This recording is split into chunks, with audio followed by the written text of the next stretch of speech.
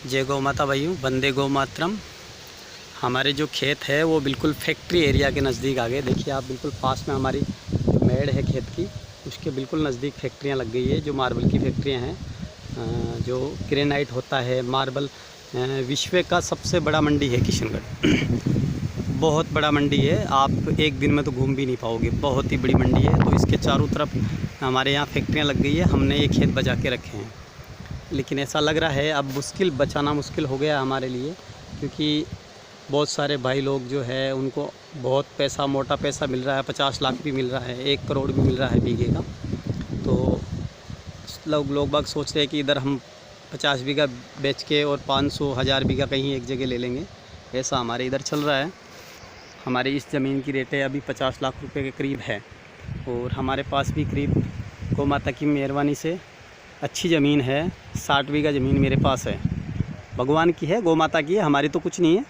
लेकिन हम लोग अभी भी सेवा कर रहे हैं, गौ माता की करते रहेंगे जब तक हम जिएंगे, जब तक गौ माता की सेवा करेंगे। और आपसे भी मैं आशा करता हूँ, बहुत मोटे पैसे वाले लोग होते हैं, वो शौक़ से गाय रखना चाहे तो हमारे यहाँ आ सकते हैं और सेवा करें गौ माता की, क्योंकि गौ माता की सेवा करने से बहुत बड़ा पुण्य मिलता है। इस जन्म में नहीं, अगले जन्म में भी उसका भी रास्ता साफ हो जाता है। इसलिए मैं सभी से आशा करता हूँ कि सब भाई लोग अपने अपने यहाँ पे गाय रखें, अपने घर पे, अपने खेत पे, और गौ माता की सेवा करें। क्योंकि भगवान स्वयं यहाँ पे गौ माता की सेवा करने के लिए 11 साल तक नंगे पाँव गाय चराई उन्होंने। तो आप सोचिए, जब भगवान खुद आ सकते हैं तो अपन एक गाय तो कम से कम घर पे रख सकते हैं, चाहे कैसी भी हो। बहुत सारे लोग कहते हैं भाई साहब इसमें 20 लीटर दूध होना चाहिए, 25 लीटर दूध होना चाहिए। भाई साहब मैं तो सबको गलत मानता हूँ, ऐसा कुछ नहीं है। इतना ना तो दूध होता है इन गायों के अंदर, इनके अंदर 12-14 लीटर, 15 लीटर लास्ट दूध होता है। और 100 में से 1-2 गाय ऐसी होती भी होगी, मैंने अभी देखा नहीं है। मेरे पास एक बछड़ी है, उसका मैं रिकॉर्ड वगैरह देख के लेके आया हूँ। वो बता रहा था, बोला 11 लीटर इसकी माँ का एक टाइम का दूध था। हो सकता है, लेकिन मैं तो मानता हूँ कि मेरे को 14 लीटर दोनों टाइम का दूध देगी, वही बहुत है।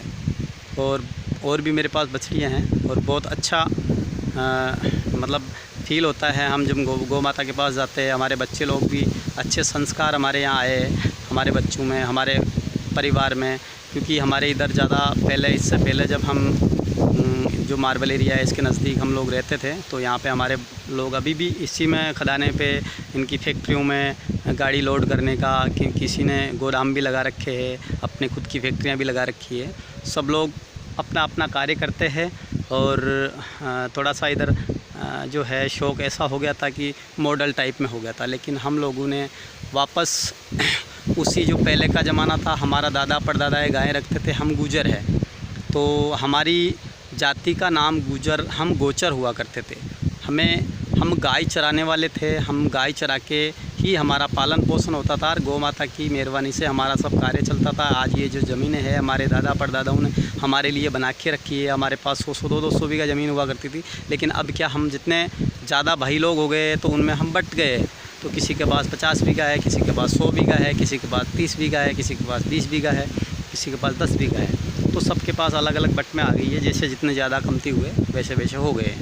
तो मैं सबसे आशा करता हूँ कि अपने अपने घर पे एक गाय बांधे और गौ माता की सेवा करें। हम लोग भी सुबह उठ के जल्दी गौ माता के दर्शन करके, भगवान के दर्शन करके खेत पे आ जाते हैं चारा लेने के लिए। और हम जो खेती करते हैं, ये बाजरा हमारा है। हम बारिश के बाद जो सर्दी आती है, सर्दियों हम पूरा 4 महीना बाजरा खाएंगे। और हमारे खेत में आपने देखा होगा, बहुत सारी जगह यूरिया, DAP ये बहुत ज़्यादा डालते हैं। हम लोग कभी भी आज तक यूरिया, DAP कभी हमारे खेत में कोई भी खरपतवार नहीं डालते। हम ये जो चारा उग रहा है ना, ये जो खरपतवार उग रहा है, इसको हम उपाड़ के गौ माता के लिए ले जाते हैं। हमारे इधर कभी भी हम खरपतवार की दवाई नहीं डालते हैं, कोई भी साइड इफ़ेक्ट। हम बाजरा खाते हैं, ज्वार खाते हैं, मक्का खाते हैं, और गेहूँ, जो ये सब हम चने वगैरह हमारे यहाँ अच्छी मात्रा में होता है, और बहुत ही अच्छे भाव में हम लोग देते हैं। हमारे यहाँ से बॉम्बे है, इधर दिल्ली है, लखनऊ है, बहुत सारी जगह मैं सप्लाई करता हूँ। बाजरा भी मेरा जाता है, गेहूँ भी मेरे जाते हैं, हम मूंग भी हमारे जाते हैं, चने भी देते हैं। मतलब सब लोग, हम तारा मीरा होता है जो गायों को खिलाने के लिए होता है। बहुत सारी चीज़ें ऐसी होती है जो हम गौ माता के लिए करते हैं। ये हमारा पहले का बाजरा है जो हमने गौ माता के लिए बोया था, उसको हमने काट के गौ माता को खिला दिया। दोबारा से ये देखिए आप, वापस बड़ा हो गया है, वापस इनको सिट्टियाँ लग गई है। बहुत ही अच्छा और बहुत ही अच्छी उपजाऊ ज़मीन है। एक बार काटने के बाद इतना बड़ा बाजरा बहुत कम होता है, लेकिन आप देखिए बहुत अच्छी हाइट आप कह सकते हो 7 फीट की हाइट है। देखिए कम से कम 7 फीट की हाइट है। ये देखिए 7 फीट की हाइट, सॉरी अब मैं आपको कैसे बताऊं, आपको आइडिया लग ही जाएगा क्योंकि मेरे पास अभी कोई दूसरा बंदा नहीं है। मैं आपको बता दूं 7 फीट की हाइट कम से कम है इसकी, और बहुत अच्छा बाजरा होगा ये हमने काटने के बाद दोबारा।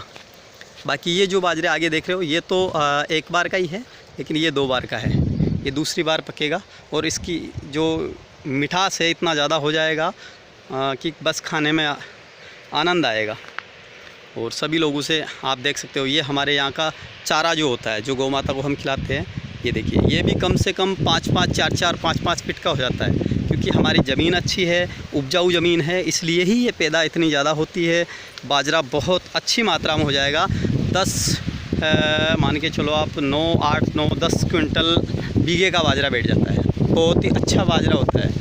और सभी भाइयों से आशा करता हूँ कि सब जैविक खेती करें, बीमारी को भगावे और गौ माता की सेवा करें। ओके भाइयों, जय गौ माता, वंदे गौ मातरम।